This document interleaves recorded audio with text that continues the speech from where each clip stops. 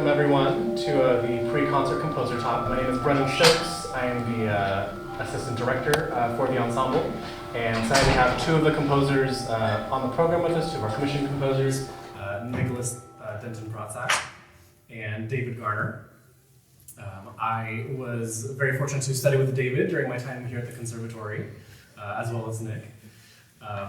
And tonight's theme of Dark Universe, Mysterious Spaces, just wanted to kind of dive right in to the two pieces on the program tonight. Can you tell us a little bit about where the inspiration came from for your pieces with regard to the theme?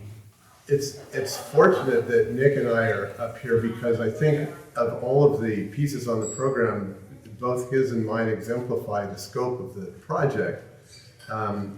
His deals with, as you'll see here in a second, much more of an inner space kind of thing, and mine deals with an outer space kind of thing. My piece is called Four Vectors. A four vector is actually a long since disproved kind of way of looking at how things are transformed in classical relativity when the objects and the observer approach the speed of light, and things happen in different directions and so on as a result of everything being fluid except for the speed of light, which is constant. So it's funny, I spent last summer about 2 weeks studying in great depth Lorentz transformations and this and that and the other thing, and looking at these beautiful equations that end up showing what happens with objects during a Lorentz transformation. And as soon as I started trying to write music, the idea of trying to transform these formulas into some sort of musical matrix went right out the window. And instead, what developed was a piece where there was an instrument that exemplified the constant of the speed of light, which in this instance is 16th notes on the vibraphone. They never stop. And when they do, then the objects in question take over that characteristic. The objects, interestingly enough, are not the other two instruments. The objects that are transformed are actually intervals that the other instruments play. So you can't really think of the cello and the bass as the points that move around.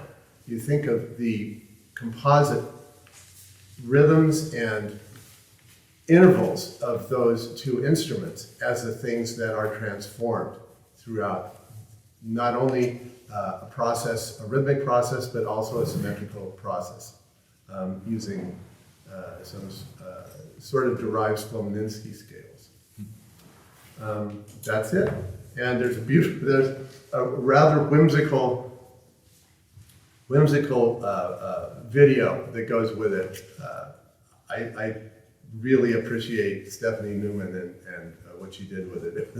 It's very whimsical, and this piece, for its vectors, should under no circumstances be taken very seriously.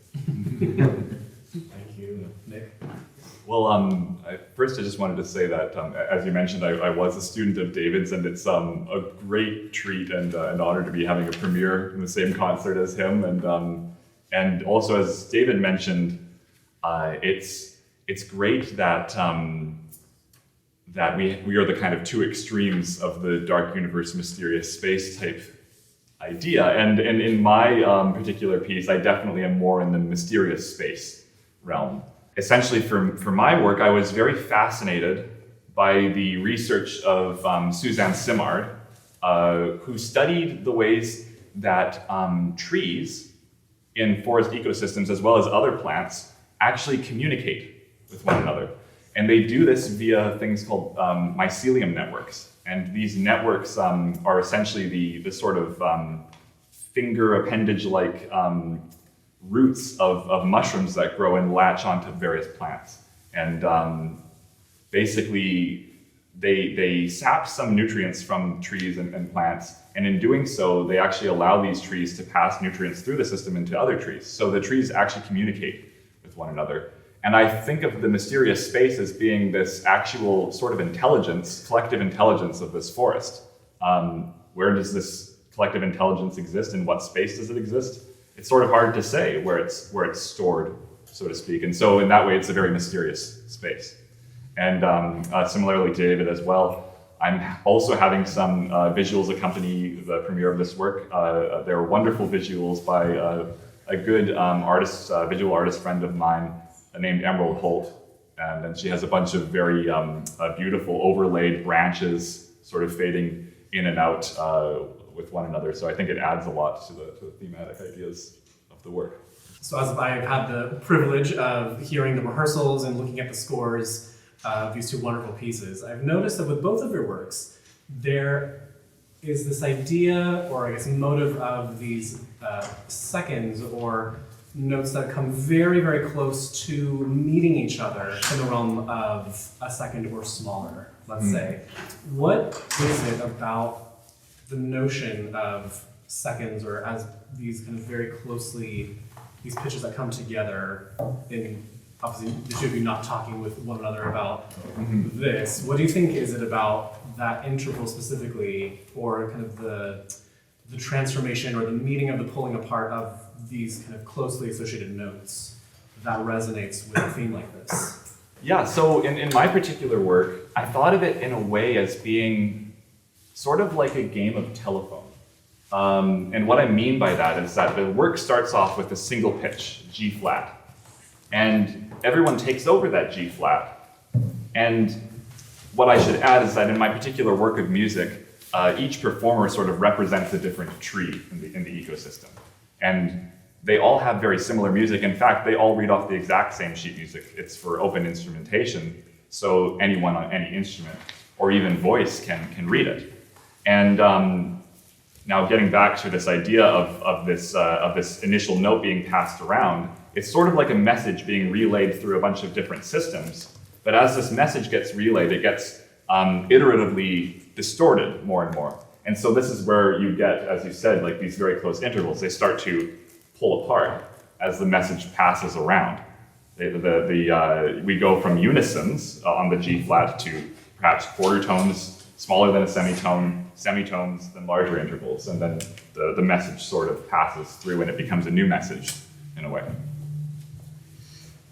The reason that the interval is so important, the second and microtones between minor seconds are so important, for my pieces is twofold. The first is that the idea, the same, as Nick just spoke about, interestingly enough, the same idea of expansion and contraction happens when the observer is traveling towards or away from the moving points in space. It's like a Doppler effect. And so the beginning of the piece, the piece I should have said before is palindromic in nature. It turns around exactly halfway through and walks back on itself, so it ends up where it started, with a slight variation. That the first half of the piece is one of contraction, and the second half of the piece is one of expansion. And if you use the scales that I use, which are symmetrical scales, one of them, the smallest interval at the center of the scale, is a unison, and the scale comes outward from that unison. And the other scale that I use, the center of the scale, is a minor second, except there's all this space in between the minor second, a mysterious space in between the minor second. So the actual center of the scale is between two of the keys on the piano. And then that contracts and expands. So seconds are very important in the kind of working of scales that I use that are many precedents, notably Stravinsky and Bartók, use symmetrical scales, which are scales that you can think of starting in the middle and going outside instead of starting at the bottom and going to the top. Very cool. So a little bit of insider information on my behalf, getting to look at the scores ahead of time and see them in action in rehearsal process. And interestingly enough, there's an element for Nick, for your piece, of kind of just aleatory, of performers getting to choose when and how they kind of execute the musical material. And David, yours being notated, but this element of the players almost missing each other, or as in rehearsal you mentioned, kind of there's this how you phrase it, a performer indeterminacy. Can you talk a little bit about how this idea of either indeterminacy and aleatory also kind of came to you with the theme of the concert in relation to your piece? Well, in my particular work, as I said, it's this idea of these messages being passed around. And when I think of messages being passed around, I don't think of it in a sort of linear way. I don't think of this particular work of music as having a start, a middle, and an end. Of course, when it is performed, it will have a start, a middle, and an end. But the work itself, time is like actually a spatial dimension in a way in it.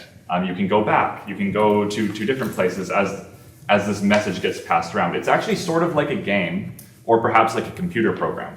And the way that people respond to one another, well, it's left in a certain amount to chance. There are ways in which these messages can interact with one another that they behave in unpredictable ways. And I would say that aleatoricism and the idea of improvising, it was important to me to kind of achieve an organicism, like make the work of music feel like a living, breathing organism. And a living, breathing organism doesn't work like a storybook. You don't just read it from start to finish. It moves in certain ways. It reacts to certain stimuli and to certain things. And why can't a work of music behave that way? React to things. And as a result, a lot of my work isn't traditionally notated, as you mentioned. It's there's actually a lot of written instructions where I say, make this kind of sound for X amount of time. Or if you hear somebody doing this kind of thing, do this thing. And in that sense, it basically becomes like an ecosystem, the work of music, rather than a story, as I said, yeah. So that's why the idea of chance is important to me in this particular work. Thank you. The reason that my piece sounds like it does is because I actually wrote notation that incrementally contracts and expands. That in itself is very clear notationally. What is not so clear and what is brought out by the performers is the idea of contraction and expansion. And the nice thing about this piece is that the vibraphone, which maintains this wash all the way through, may or may not give the signposts that the notation gives for the performers. And the performers can very easily be cut free of that and be indeterminate in the sense that they don't have to count eighth notes away from each other. They just know that they're supposed to get closer together. They know that they're supposed to get farther apart. If they want to read the notes, that's fine, but it's not necessary, really. It's necessary for the piece to work just for the performers to understand the concept behind them. I went through great pains to notate exactly what was supposed to be going on, but as most composers know, there's a huge gulf between what we think we're notating and what ends up being played. And most of the time, it's much better than what we wrote. So that's my take. Yeah, sheet music, it's an imperfect tool. It doesn't contain everything that that one needs to perform a piece. There are a lot of things that exist in a mysterious space, you could say, yeah. So, I know Nick, you mentioned that a lot of your music is not traditionally notated. I think when most of us think of looking at a piece of music, we're used to thinking of treble clef, bass clef, your staff, 5 lines, 4 spaces, various kinds of notes filled in or empty or dotted or otherwise. What is it about, I guess, which is like non-traditional style of composing or notation that attracts you, or where you found kind of inspiration or kind of yourself in this mindset to compose? I'm the kind of composer who likes to ask questions in that about the kind of assumptions that we make as composers. And we have a system of notation that's existed for a very long time that is very rigorous and has been revised and changed and collectively tested for hundreds of years. But at the same time, I wonder why it's necessary to use this system in the eyes of of these sorts of traditions that we operate within. And like, I mean, I guess the main thing was I'm curious to see what happens when we get out of these systems. These systems are incredible at doing a lot of things, but what are the things that they can't do? And in creating this work, I wanted to see if I could create certain musical ideas that were impossible to notate.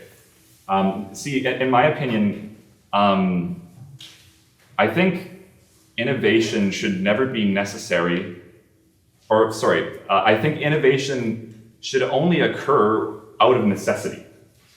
And I think that for this particular piece, I actually needed to move away from notation in order to achieve the kind of sounds that I wanted to achieve, because there are just certain things that notation won't allow you to do. So it was out of necessity more than anything, I would say. Yeah. I love this. Synchronicity. Just yesterday, from 11 to 1, I was a member of a panel put on by the UCLA Iranian Studies program. I've worked with Persian musicians for many, many years. And this particular subject that was broached yesterday was exactly what Nick was talking about. That for centuries, Persian musicians have been trying to figure out how to notate their music, which is very intricate, rhythmically and melodically, so that Western musicians could understand it and play it. And innovation has to happen out of necessity, because our Western system of musical notation is very, very, very limited when it comes to non-Western kinds of music, whether it be Mideast, whether it be Asian, whether it be South Indian. It just doesn't work. It's, for one thing, it's powers of two, and most people don't think in powers of two. And for many other reasons, not the least of which was what I had already spoken about, which is that there's many mysterious spaces in between the keys of the piano that non-Western musicians hear, see, and feel, and want to share with us. And we're very limited unless we come up with a system of notation that can include all of these other sounds and gestures. Then we're going to feel ripped off. We're not going to have the whole package. So isn't that weird? That is really weird. That's a wonderful coincidence. Yeah, love it. So, related to our theme of dark universe, mysterious spaces, the first piece of music that I was able to hear of Nick's was in our composition seminar. It's a really wonderful piece for solo cello and electronics called Cosmology. And while we're on the subject of dark universe, mysterious space, would you tell us a little bit about kind of your previous experience with kind of sounds from space? Oh, yeah. Well, that work, it's an earlier work. I wrote it in 2016/17. And for that particular work, it's 5 movements, for, as you said, for cello and electronic media. And I was very inspired by this album that was released not by a musical artist that anyone would recognize, but certainly by an entity that a lot of people would recognize. The album was released by NASA, actually. And what it was there were a number of recordings created by the Voyager spacecraft as it passed the various planets in our solar system. And it basically recorded these sort of microwave and radio wave signatures that came from these planets. And then what happened was NASA was studying these signatures, and then somebody one day had the bright idea to go, well, hey, what would happen if we turned these radio and microwaves into sound? What would it sound like? And they did, and it sounded quite incredible. So NASA basically said, well, hey, what if we made an album out of this? And I ended up, discovering this album just on Spotify one day. It came out in the 90s, and it's a sort of ambient album, but it's an absolutely fascinating album, and I highly suggest that everyone listen to it just a little bit. It's called Symphonies of the Planets. But at any rate, to cut to the chase, this work was that I created called Cosmology was inspired by the sounds that I heard in that album, and I tried to replicate them using a lot of different types of synthesis with electronics sounds. And And on the cello as well, yeah. And the sort of structure of the work is that I was inspired by the various epochs from the Big Bang to the kind of one model of the end of the universe, which is this idea of the sort of heat death of the universe. So the idea of this, the whole idea is like this big expansion, and the 5 movements sort of cover the various stages in the lifespan of the universe. So it was a very fun work to create, and maybe a little bit ambitious for back when I did it, like the subject matter perhaps, yeah. That's about a 30-minute piece. Yeah, close to it. Yeah. Yeah, actually, yeah, just a little over 30 minutes, I think. Yeah. 30-minute piece depicting the life of the universe. Yeah, that makes sense. Yeah. And David, besides this piece, what's your experience been with maybe kind of either space, or have you been influenced or inspired by maybe either media from NASA, that kind of material? I'll tell you what, I talk about space, but not space. What fascinates me is the structure of space. I am, as my students ruefully know, I am a geometer from the first water. And the things that fascinate me are how space can be organized by math, by design, by the human eye, by forces. And so what I love, and the masterwork that I've been working on now for God knows how long, more than 12 years, is a symphony of which each of the 5 movements is dedicated to a Platonic solid, to the 5 ways of organizing space regularly in geometric terms. I can't tell you how many different scenarios or mathematical models I trumped up for myself trying to get a handle on this, and as of now I still am very vague about what exactly it is and how this piece is to be organized. But I know that's got to be written, and I know that it has to do with space, and I know that it has to do with symmetry and regularity, and I know it has to do with the interplay of different timbres in the orchestra, and what I don't understand is which parameters are relevant for which parameters of the polyhedron. I don't know what a face is, I don't know what an edge is, and I don't know what a vertex is. As soon as I know that, I can write the symphony. It's been 12 years, and wish me luck. So beyond the pieces we'll hear tonight, if you were to revisit this idea of dark universe or mysterious space, and besides your incredible symphony that will come out someday, what other aspect, or I guess, was there another idea that came to mind when you were broached with the subject of commission to write a piece about dark universe, mysterious space? Was there a plan B or another avenue that you thought about that you might want to revisit at some point? Well, yeah, there was one. It's actually quite related to the ways in which trees communicate with one another. But another thing that fascinates me that I would love to sometime find a musical way to achieve it is to create a musical equivalency of like an anthill or a termite colony. So eusocial insects, because they fascinate me because their intelligence, again, is stored in this mysterious space. Because a single ant or a single termite is not a very intelligent creature at all. I mean, it's actually it can really be boiled down to almost a computer program. But these when they form a collective, it's as if they store a bunch of information across all of these organisms. And I think finding a way to musically achieve that is something that really interests me. So potentially I'll look into that idea down the road at some point.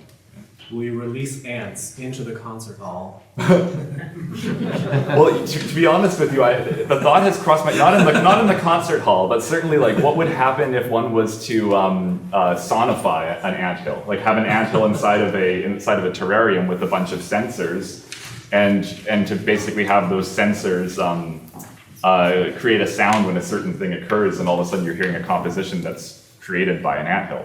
I think that would be a really cool thing to hear. I don't know what it would sound like, but I think it would be cool to hear. Was there a plan B to besides 4 vectors? Oh, well, my students are, several of my students, Nick and several others, do work in aleatoric and indeterminate realms. And I've always been fascinated, I've not tried this myself, but I've always been fascinated by what aleatoric or indeterminate movement on stage would do musically. I'm a theater geek along with everything else, and there are sort of half-formed ideas in my head about how music can be made because of the way in which people or musicians or music moves in space on stage. I have some ideas, too lengthy to tell you about right now, but that's my plan B. Cool. Well, I'd like to thank Nick and David for joining us for our pre-concert talk. And we'll get this concert started in just a few minutes. Thank you all so much. Thank you very much.